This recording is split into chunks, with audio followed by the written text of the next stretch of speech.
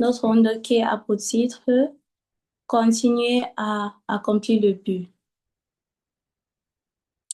Moïse se présenta devant les Israélites et laissa Aaron parler à sa place.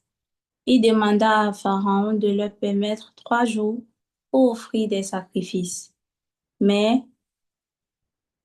Pharaon refusa. Alors Moïse commença à accomplir les miracles avec le bâton des 10 fléaux.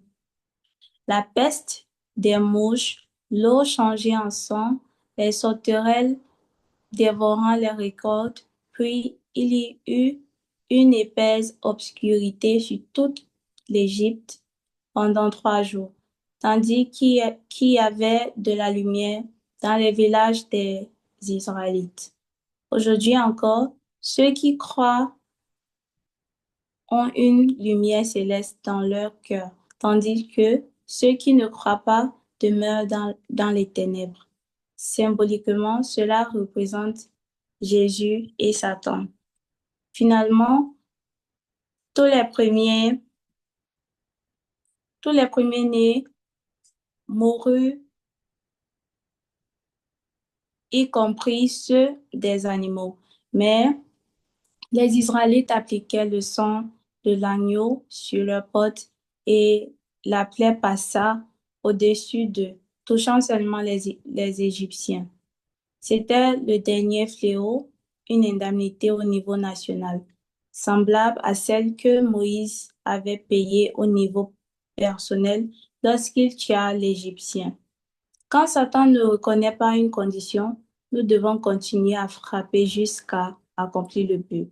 Le soir du 14e jour du premier mois, il mangeait beaucoup de pain et de légumes pour ne pas avoir faim le lendemain. Il quittait l'Égypte en emportant les trésors, tandis que les Égyptiens pleuraient leur premier-né.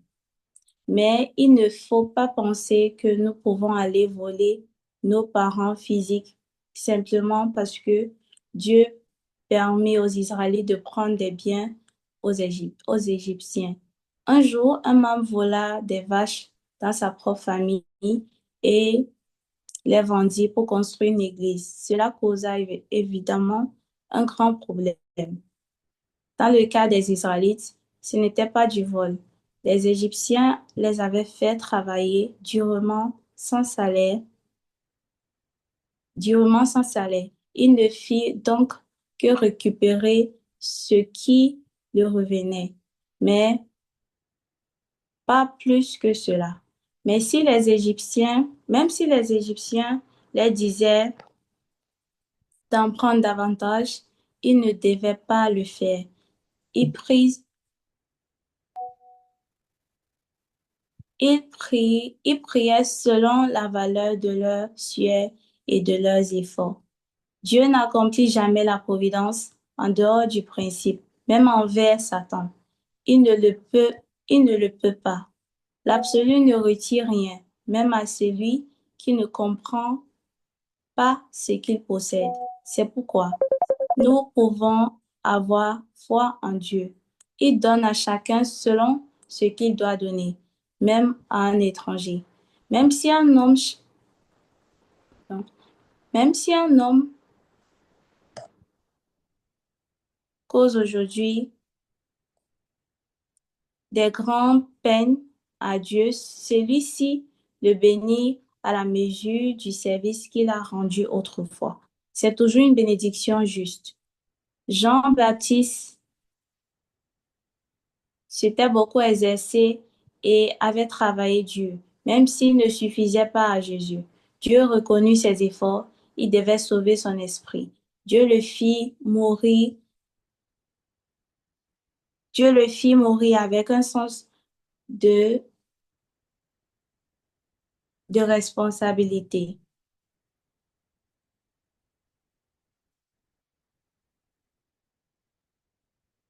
S'il l'avait laissé continuer, son esprit se serait desséché et il aurait mieux valu qu'il ne soit pas né.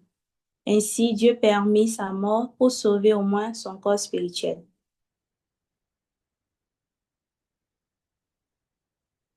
Adieu. Nous allons acclamer la parole et je vais appeler ici notre papa Étienne Sodonou pour les commentaires. Merci beaucoup.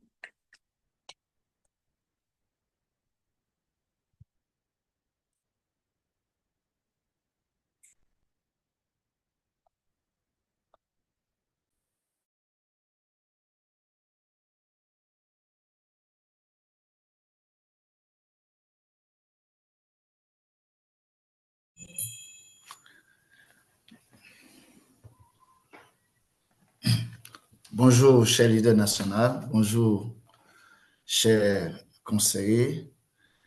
Bonjour à toutes les familles bénies. Merci beaucoup d'être présent à cette rencontre matinale.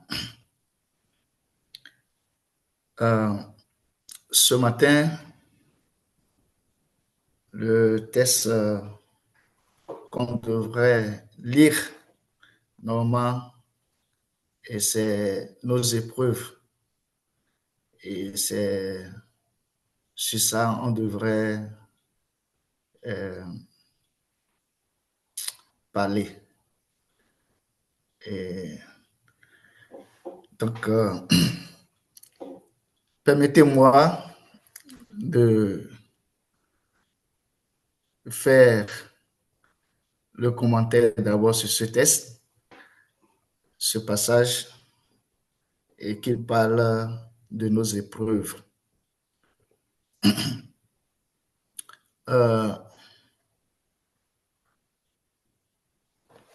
Nos épreuves, parlant de nos épreuves, et particulièrement sur le chemin de la foi, c'est vraiment des moments difficiles de notre vie, particulièrement de notre vie de foi. Et qui nous aident. Bien sûr que c'est des moments difficiles, mais c'est en même temps des moments qui nous aident à grandir et à développer notre résilience, notre capacité d'aller plus de l'avant.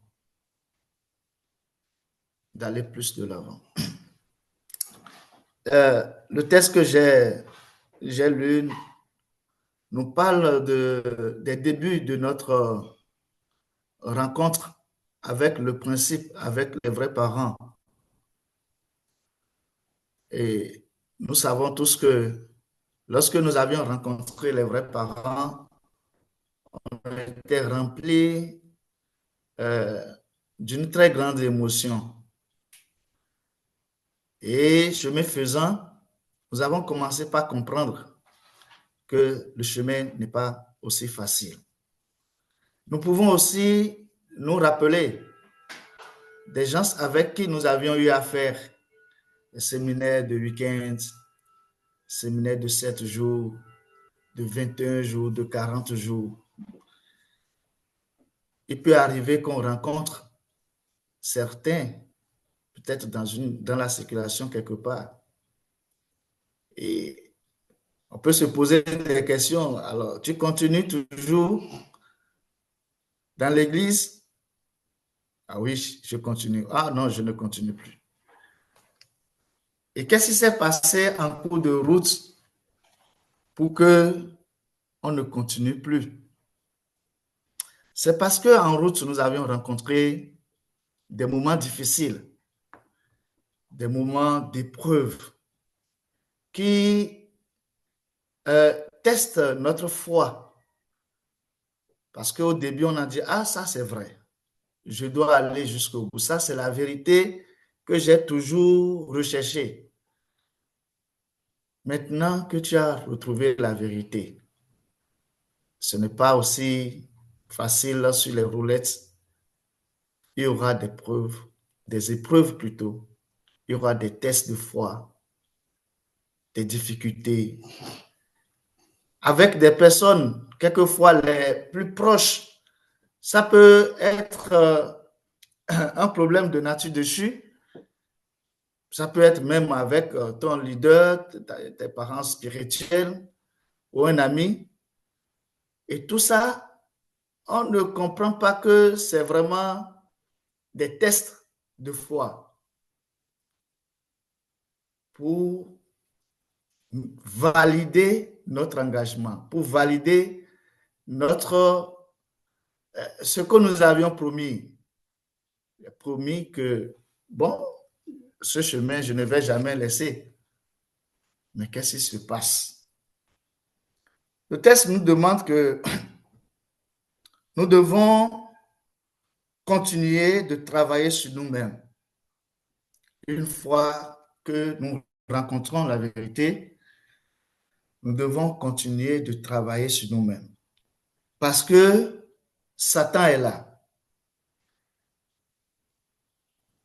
Alors, ça nous renvoie vers notre début où nous avions chuté, où nous avions abandonné la parole de Dieu.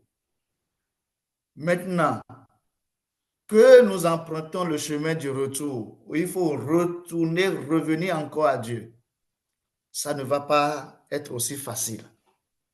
Et Satan est là pour nous accuser ou nous tester pour voir est-ce que nous avons vraiment la foi, est-ce que nous avons vraiment la capacité d'être vraiment un enfant de Dieu qui réunit toutes les conditions. Et voilà. Est-ce que nous pouvons développer l'amour, la patience, la tolérance? Est-ce que nous pouvons faire tout cela? Ici, on nous a donné l'exemple de Job. On dit Job fut dans une telle situation. Satan dit que Job était pieux parce qu'il devint riche et fut béni avec beaucoup d'enfants. Satan dit à Dieu, pourquoi donc ne reprends-tu pas tout ce que tu lui avais donné? Enlève-lui ses propriétés et tue ses enfants. Alors, nous verrons si Job croit encore en toi. Non, pas du tout. Satan accusait de cette façon. Alors, parlant de Job, tous comme nous l'avions étudié, Job est une très bonne personne, qui adore bien Dieu, qui sait Dieu, et Dieu l'a béni. Dieu lui a donné beaucoup de richesses. Mais pour Satan, c'est parce que Dieu a béni Job que Job développe une foi envers lui. Donc, il faut ramasser tout ça là et le mettre dans une situation misérable pour voir s'il peut continuer à développer sa foi vis-à-vis de Dieu. Et ce qui a été vraiment fait. Mais Dieu a mis Satan en garde. Tu peux tout faire, mais ne touche pas à son corps. Et cela s'est passé vraiment comme ça. Et malgré ça, le cœur de Job ne s'est pas détourné de Dieu. Job a continué à croire en Dieu. Donc, il peut y avoir plusieurs situations. On peut être privé de certaines choses, de certaines grâces. On peut, et puis, bon, on peut se poser plusieurs questions. Est-ce que vraiment, mais Dieu ne pense pas à moi ou bien c'est parce que je ne mérite pas? Et on peut se poser plusieurs questions. Il y a un artiste qui dit ici que c'est celui que Dieu aime qui rencontre des épreuves. Nous devons garder notre attachement à Dieu, quelles que soient les situations. Ce n'est pas pour rien que nous récitons chaque jour foi absolue. Alors, quand nous récitons chaque matin foi absolue, c'est pour nous dire que sur le chemin de la foi, il y a des épreuves. Et pour être absolu, on ne doit en aucun cas renoncer à notre parole, à notre engagement, ce que nous sommes promis ou ce que nous avions promis à Dieu. Le révérend Lee nous dit ici que c'est vrai que ça a été facilement, Adam et Ève ont quitté Dieu. Mais pour revenir, il faut payer un prix. Il dit ceci: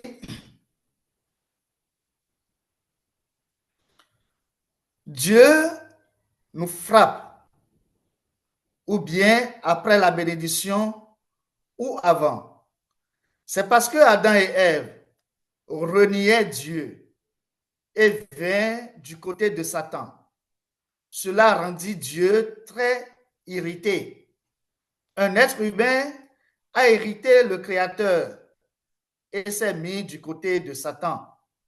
Quand il reviendra du côté de Dieu, Dieu doit le frapper et le frappera plusieurs fois.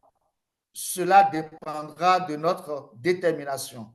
Il nous frappe dans l'étape de formation, dans l'étape de croissance et dans l'étape de perfection. Cela dépend de notre détermination. Si nous ne sommes pas déterminés et qu'on ne comprend pas notre propre situation qui demande à payer un prix pour avancer vers Dieu, nous ne pourrons pas vraiment continuer. Donc, dans les moments d'épreuve, nous devons développer notre capacité